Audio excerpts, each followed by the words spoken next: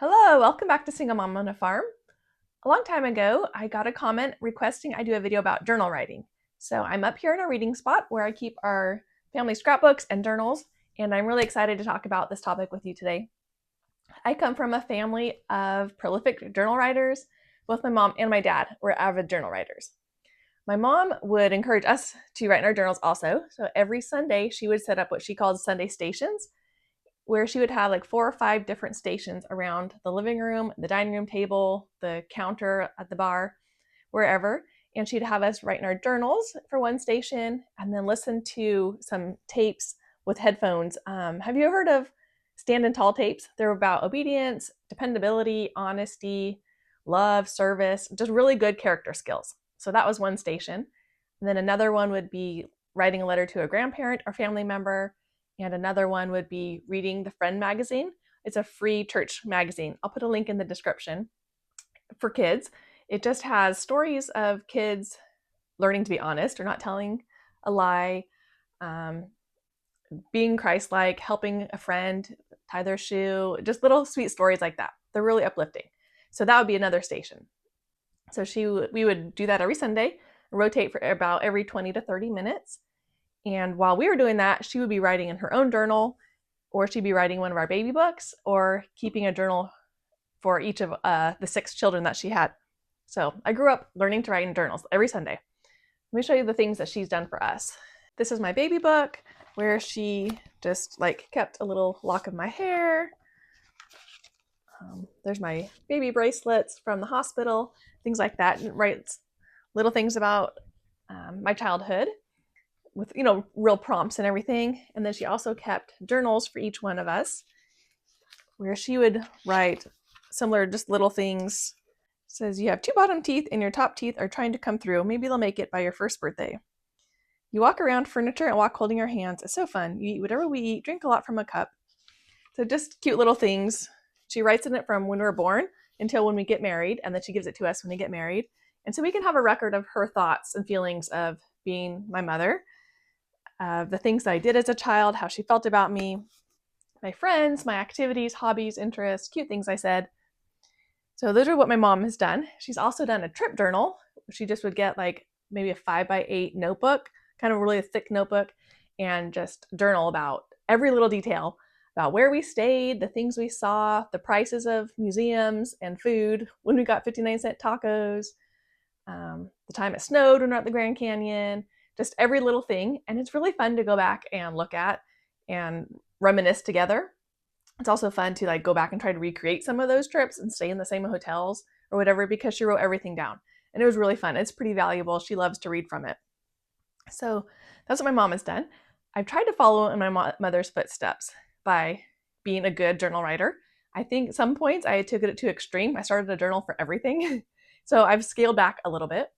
So I do have my personal journal. This is the one that my parents gave me when I turned 8. So I wrote in it pretty much every Sunday. Then I would skip some Sundays on vacations and things, and I get really behind. And I tried to catch up.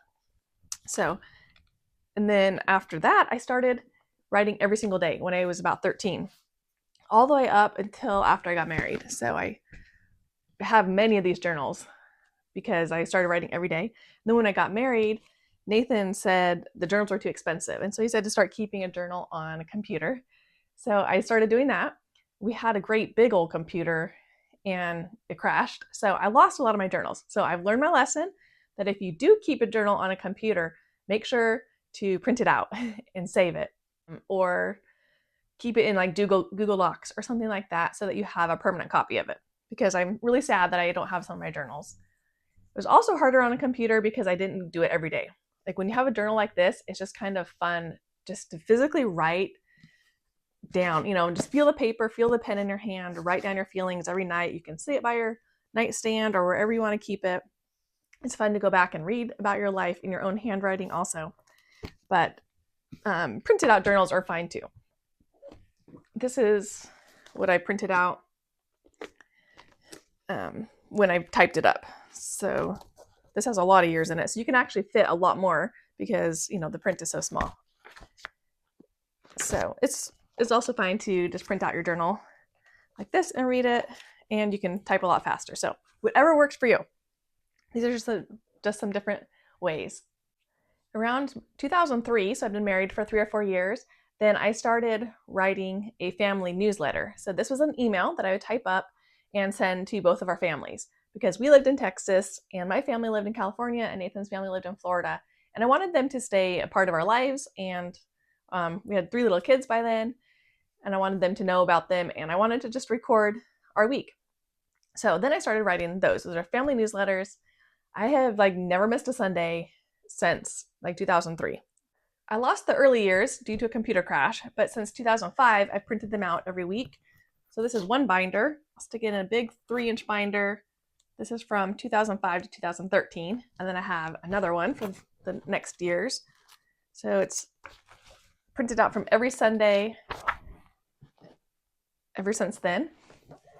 I write about what we did every day. Like Monday we did this, Tuesday we did that, Wednesday we did this.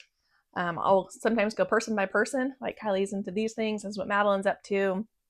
I write what we eat sometimes, the weather, just how I'm feeling about life in general, what our dreams and goals are, just kind of everything.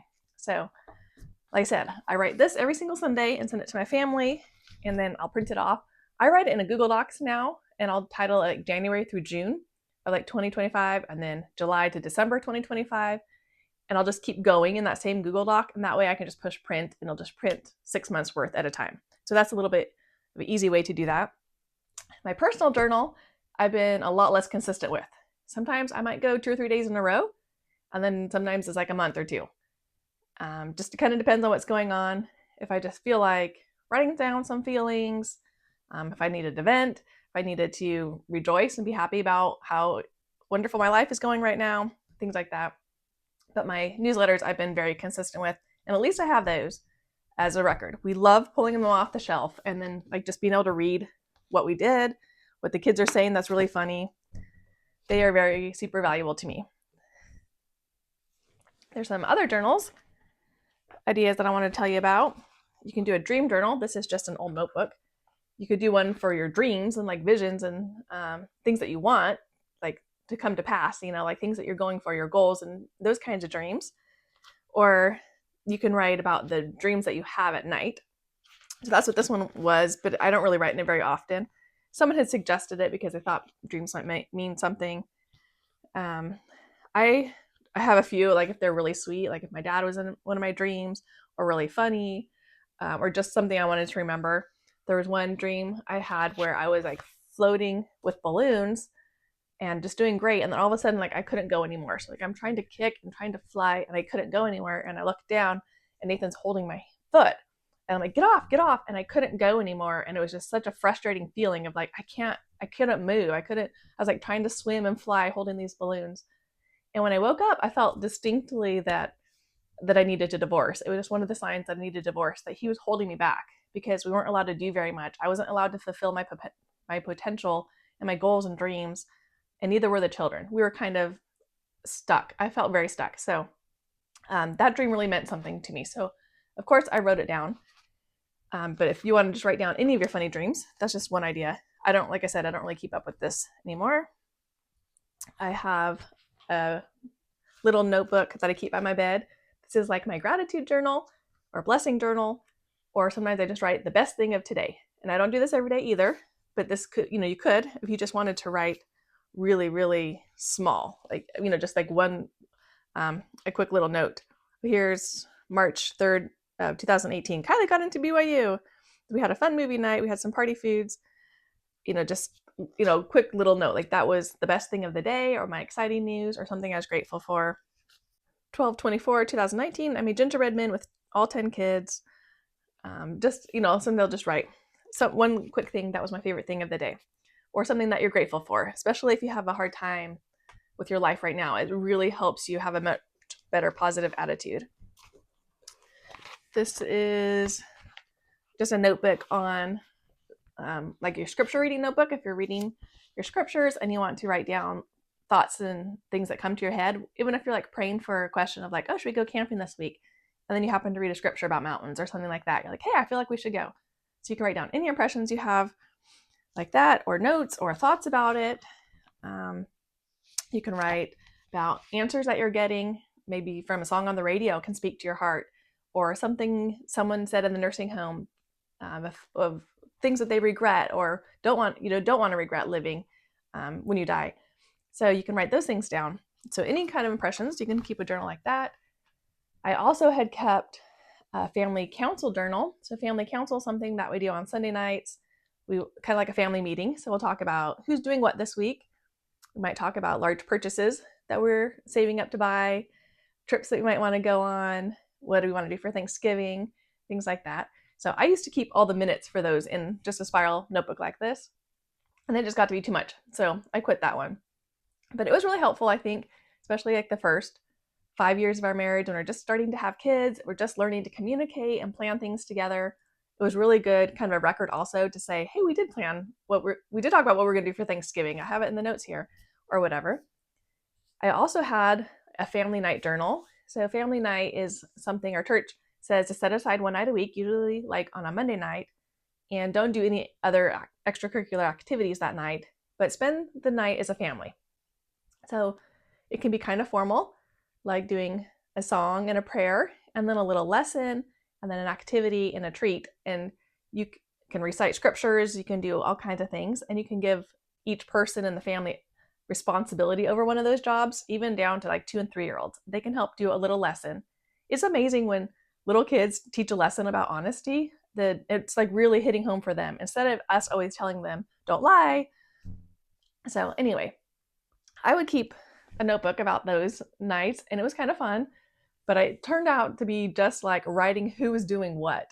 That Kylie did the scripture, Madeline did the prayer, Alexis led the song, and it was just like, there wasn't any point to keeping it anymore. So I was like, this is a waste of time. I was getting way behind. I'm like, okay, what did we do 4 weeks ago? It was too much of a burden. So I quit that. But one time at a family reunion, Nathan's grandma sat down and was reading out of her family night journal, and was reading what her kids, which is Nathan's mom and her siblings, had done. And there's a kid running around and a kid hitting and what they had. And it was kind of fun to listen to. So I thought I'll keep it up, but I didn't keep it up. I kept it up for a long time, and I finally quit it because it was just too much. So pick and choose what is right for you and what is going to be the most meaningful in your life looking back. So for me, it's the family newsletters, because they have like something about everybody, and it was just easy. I have a habit of just sitting down every Sunday and doing it. One last journal writing idea that I want to tell you about is a nature journal. Someone gave me this book one time, and it really spoke to me. So I'm not an artist. I never really been into art, I guess. So but I really wanted to be. So they talk about like going out into nature and sketching things, but then writing all about it, writing the weather, writing what you're seeing, smelling, feeling, tasting, touching, all those things, all your senses, write about how you're feeling that day, and kind of like the minute by minute of things that are happening to you if you want. So I really loved that. So I got a sketchbook from the store, and we started doing nature school, or like a forest kindergarten outside every Friday. I take the kids into the canyon or on a hike somewhere, or even just a park in town, especially if there was, some big trees and more of a private place just to sit down. We'd have a picnic, and we would do some of our school there, or just play with nature, play on the playground, ride bikes, just like relax. It's so good for you just to be outside and relax, and not to be thinking about bills and the phones and all the other things that you need to do around the house, the laundry and dishes and stuff. So our very first nature school, I drew a picture of like Thomas feeding the squirrel and a picnic table where everybody sat. Like I said, I'm not an artist, but it helped me feel more comfortable learning to sketch things. I have trouble sketching a plant and animals and everything and people, but I loved writing what time we got up, what time we left the house, what time we got here, who had what for lunch, the weather, things like that. There is a picture of a lake, a hike that I went to with just Caitlin and McKenna. This was in 2019. Just some sketches here and there, things I saw. my feelings. Sometimes if I went on a hike all by myself, I would say why I was out there, what's bothering me this week. It's kind of fun to go back and say, I was bothered by that. Sometimes I would draw pictures from a book with Tilly. We just like to find a nice book and draw the pictures out of it, the children's book. So I included that in here also. But mostly it was like more of a nature journal, and you can put things in. I think a little girl in a nature camp that I run the nature camp, she drew in my book a little bit too. I think another little kid that I was doing this nature school with drew that one. So anyway, that is an idea if you're more of a nature person, or if you just want to like go sit on the beach and sketch and draw and just write down whatever's coming to your heart. I like that. So there's plenty of other kinds of journals. People do like the bullet journals. They're just keeping planners. I'm sure there's some things you can do online. I physically like either writing things down or at least typing it up and printing it out. I'm not really much of like, but I'm sure there's like apps and things like that that you could do. Online journaling, anything like that. I'm going to show you our bookcase. This top shelf is where I keep the journals. Now these are the journals that I write for each one of my kids. So I think I gave Kylie hers already, but I'm kind of behind on them. I need to write in them, but my thoughts and feelings about them and things that they're up to and how they feel about different instances in our life. And then these are all my planners. I don't know if I need to keep them, but they're kind of fun to have to look back on, to say, what the weather was certain days, because I usually write the weather in them and what we did and everything. I don't look at them too much, but it helps us confirm dates of things. And then these are all the baby books that I'm also keeping for my kids, just with their teeth falling out and growing in and different things like that. Then down here is where I keep all the family scrapbooks. So these ones, start in 2000, right when Kylie was being born. And I just have them along the bottom shelf. And I've got some homeschool records. I've got my this is my scrapbook from when I was a little kid that my mom started, and this is my teenage years, and this is my college years. Now this is my grandma's book. Let me show you this. I'm so glad I saw this. So if you think that you're too old to start a journal or it's too late, it's not. You can always write like an autobiography. So my grandma wrote a little bit about her life, and she gave this to us for Christmas one year. She gave like each of the grandkids one. And it just has in her own handwriting, like this is kind of before computers. She would write it out on paper and then make photocopies for each one of her kids and grandkids. And she has some funny pictures and some poems because she liked poems and just stories. So it's really fun to read, to have her history of that.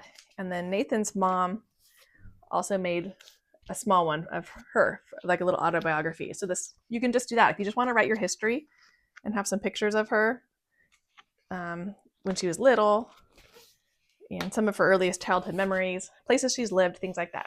So those are just invaluable. I mean, they're really, really precious. So it's not too late if you just want to write down your story like that. Scrapbooking is another great way to preserve your personal history, especially if you don't like to journal write a whole bunch. I have a bunch of these scrapbooks right here. This one is from a big trip that we went on. I need to put the picture in the front. I usually have pictures in the front. Usually also each scrapbook is about 1 year. That's how long it took me to fill one up. But I would just print out pictures and glue them on, tape them on, and underneath I would write about what's happening in the picture, things that people are doing or saying, just explanations of the pictures, I guess. And we love to pull these out and look at them all the time. They are just super fun. Just a good visual history. They're hands-on. You don't have to search through Google Photos on a phone or anything like that. And this one I did happen to, since it was a trip, we did happen to kind of write a little bit of a trip journal, which I said my mom does, and I didn't really keep up trip journals much, but I did for this one big trip. It was 2 months long. We drove from North Carolina over to California and then back to North Carolina for 2 months. Just me and 7 kids. So each day the kids would write there what we did. We woke up at 6:54, left at 7:23, hit traffic on I-24, prayed, it cleared up. Wow, I didn't even remember that story. Got on the toll road at 7:52. So they just kind of fun. The says where we're going and the roads that we took. And then we have like our food schedule that what we're going to eat each day. I have that in back just kind of for records. So these are just really fun to have up here. I was really good at scrapbooking like from my childhood. So like my mom started one for me, and then I kept it all up until about 2013 or 14. We lost some pictures from a computer crashing, and we didn't even have a camera for a little while because our camera broke. I think that's what it was. And it ended up getting to be like a little bit too much work to do scrapbooks. So I'm not sure if I should have kept that up. Now in 2007, I had started a blog. I wanted people to have pictures to go with the stories that I was telling in like the family newsletters. On Sundays, I would say something cute that someone was doing, and I'd be like, it was hard to send pictures. And so I made a blog. So I thought my family could read my email and then go to my blog and see the pictures of the things that are happening, and just to be able to see pictures of the kids. Thomas was just born, so I wanted them to see him crawling and walking and to be a visual part of our life. So I started that blog. So it was hard to keep up my journal and the family newsletter and the blog and the scrapbook. So around 2013-14, I stopped printing out the pictures and just focused on the blog. But I have them every single week on the blog. So that is fun to look through. But I do someday have a dream of printing out the blog. So that way it's in book format. I can put it on the shelf and the kids can pull it off and read it and still have those pictures.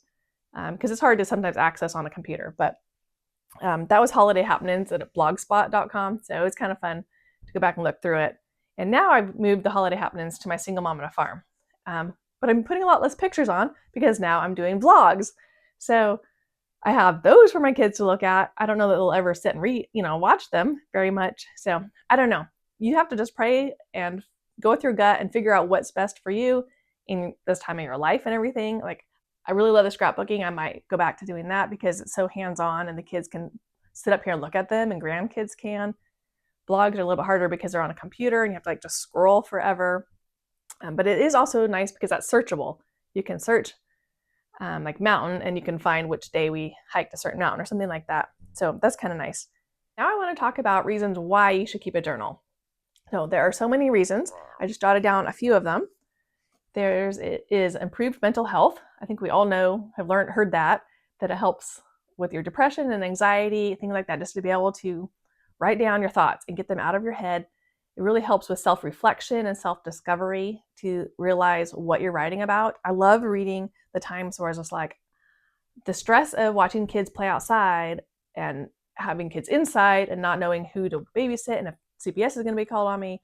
Like reading that stress and stuff, it helped me discover that I really need to get out to the country. I mean, I'd always wanted to, but it's just fun to see how many times that's occurring, that stress is occurring. Something like that. So journalizing helps with discovery of yourself. You can figure out your dreams and your hopes, who you are, when are you impatient, what makes you thrive, what makes you feel really stuck. It encourages your self-confidence as you write. It helps you figure out your problems. Concerns will come to the surface and you can address them and visualize your solutions when you're journal writing. It boosts your emotional intelligence, helps you make sense of how you're feeling about a person or situation, helps you achieve your goals, especially if you have like a goal journal or you're just writing them down. I love, again, like just to read through here and see all the times I say, I wish I had a farm. I wish I had a farm. It's just amazing that I'm like, wow, I have my farm now. I didn't, did I really write that down that many times that I wanted it? It inspires creativity. It boosts your memory. And I agree with this one because every Sunday now I sit and help my little kids write in their journals. Right after church, we come home and sit at the table. Sometimes we will put out a little snack, that's kind of fun so that they can just like snack on something like little granola pieces or trail mix or something, apple slices. And they will have to say, they're like, we didn't do anything this week. I don't remember anything. And we can go through my planner, or we have a whiteboard where we were listing, a lot of the things that went on. And they're like, oh yeah, that was really fun. Oh, I forgot we did that. And they do have stuff to write about. So it really helps your memory to be able to be writing about your day, your week, your month, even the past year. Like, what did I do this past year that was really important, that really stands out? Those who journal have higher GPA and IQ, which I never knew that before. It increases your physical health. And this is also something that I didn't know about. It improves liver function. How? I don't really know. It reduces your blood pressure, improved immune system functioning, and improved athletic performance, which I also didn't know that. So those are some cool benefits of journal writing. It strengthens communication and writing skills. And I do believe that because none of my kids really did writing in high school. Maybe just a little bit, like 1 year or something. I was encouraging them to write essays, but I didn't really make them. I didn't critique them like I should. But all of them have done fabulous in college. I mean, just this past semester, Thomas took the freshman writing course, and I was like, he wouldn't really do much English with me in high school. But his professor gave him an A and asked him if he could keep his papers. He's like, I love your papers so much. I want to keep them to use as examples for other students so they will know how to write a good paper.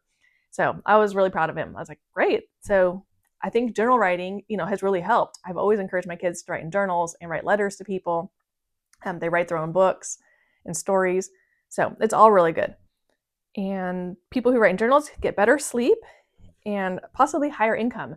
If you do research, like millionaires or wealthy people, I've read several books about them, and one of their habits is to write in journals. So if you are trying to increase your income, maybe write in your journal, and that can help you out. One of the main reasons that I write in journal is just to go back and relive those happy memories, and also to see the hard days and how I've overcome them. I love to also pull these out and just read the funny stories to my kids. So I'm going to read you a few so you know what I'm talking about.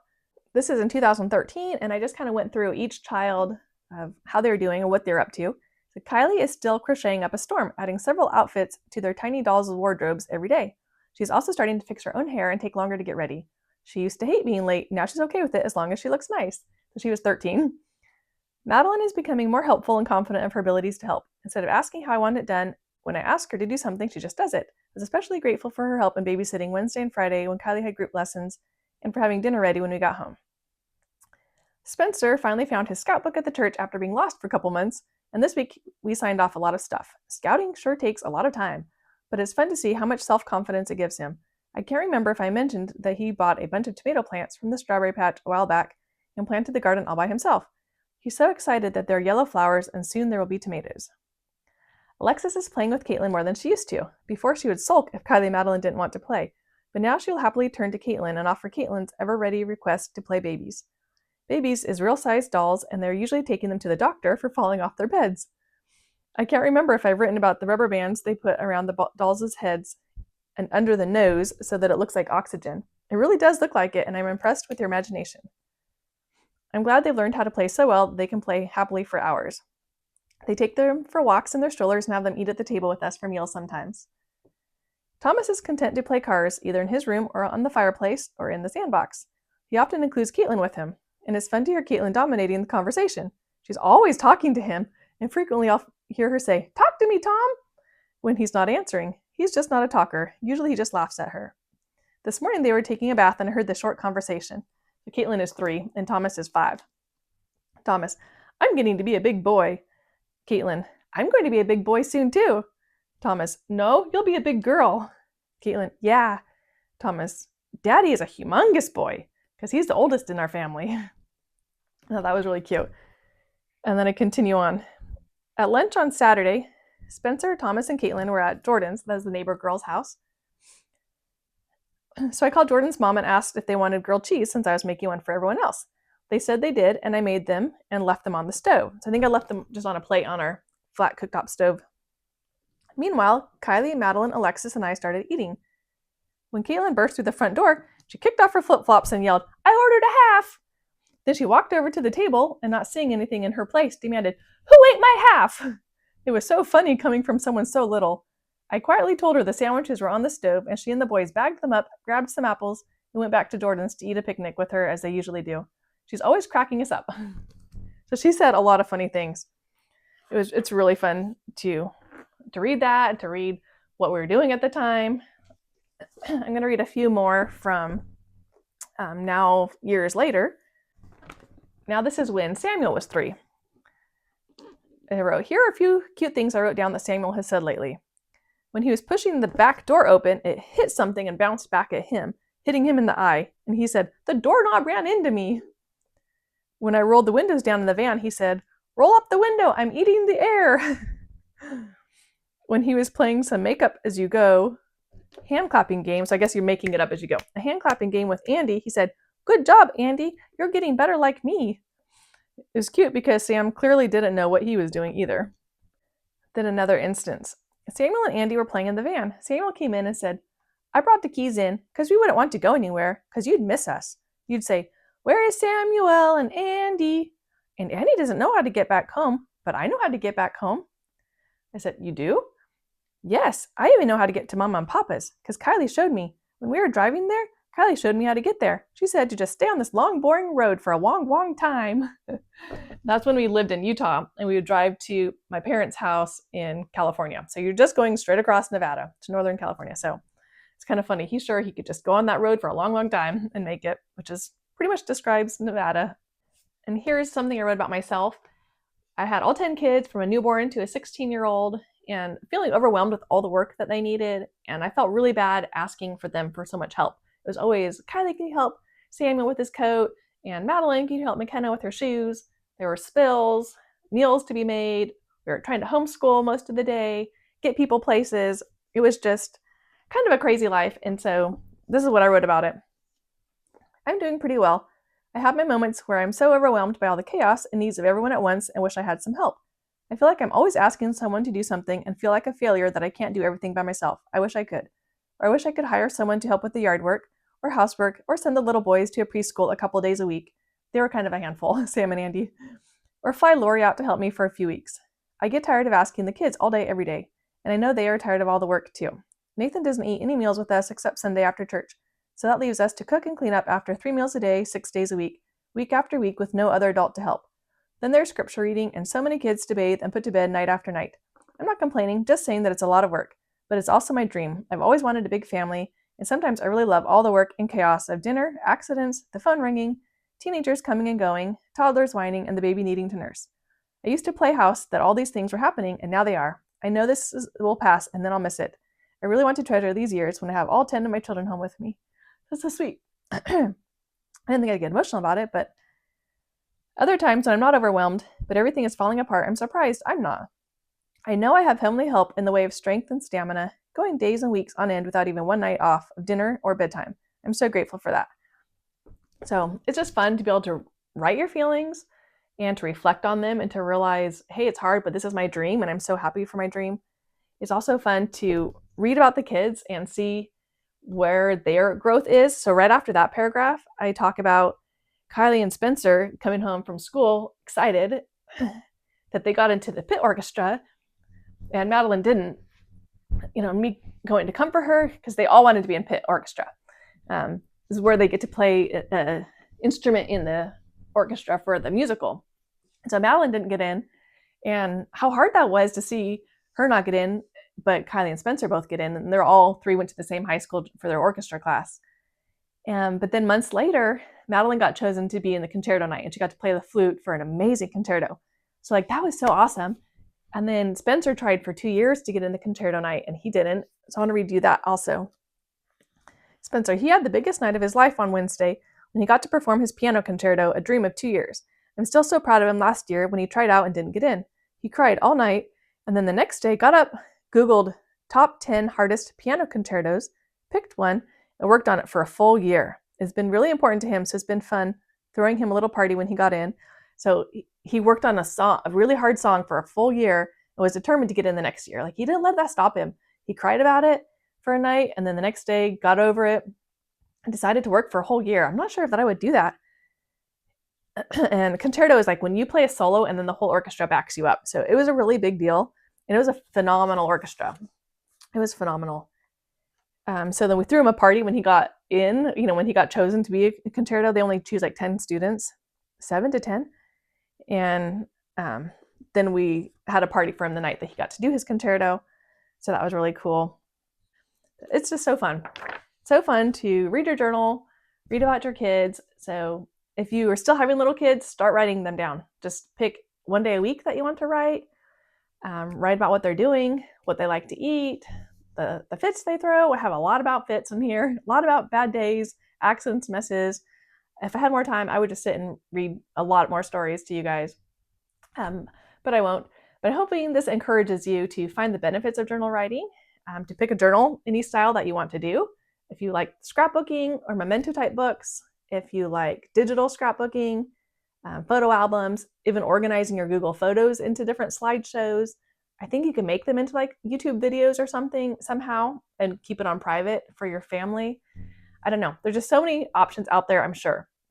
I would just mostly encourage like at least a gratitude journal to write down things at night or little things that your kids are saying, your grandkids are saying, what you're grateful for, any other dreams and hopes you have for the rest of your life. I know God loves you and that He has so many plans for you and that He really values our personal histories, our family histories, sharing our stories with each other. It's really bonding. I mean, it's just so incredible to read these stories to my kids and makes them feel loved.